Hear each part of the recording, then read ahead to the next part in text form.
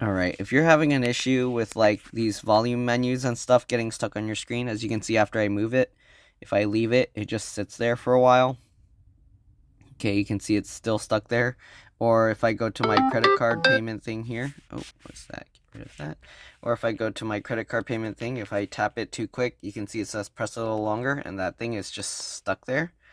Okay, if you're having these issues, most likely you have this setting on. So what you're going to do is you're going to swipe down from the top, go to the settings up here. Okay, we're going to go down to accessibility. If you're scrolled up here, you want to scroll all the way to the bottom. You see accessibility. We're going to go to that. Then you're going to see advanced settings here. We'll go to that. And here you can see time to take action. This says 30 seconds. I'm going to change it to default. Oh, see this Samsung wallet isn't optimized for the latest version of Android, blah, blah, blah. So here you can see that message is still stuck here because I didn't turn that thing off. So that's there. All right. Anyways, let's go ahead and go back in.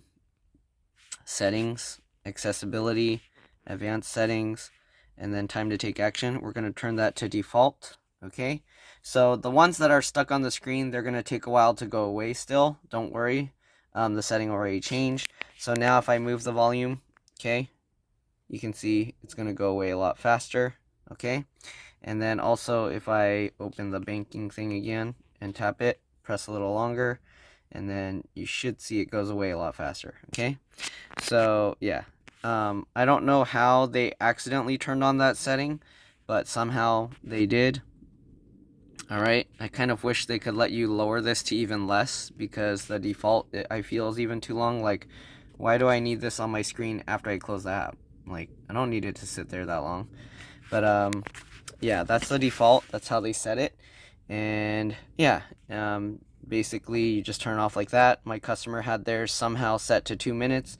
They were opening some, like, garage door opening app, and when they close it, it says, like, press back again to close it, and it would just stay with that message down there forever.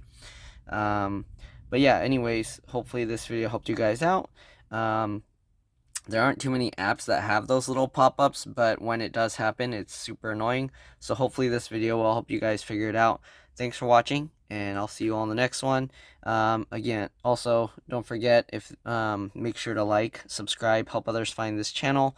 And if it helped you save some money so that you didn't have to go anywhere or pay someone to do this, please consider contributing a little to the channel. Thanks for watching, and I'll see you in the next one. Bye.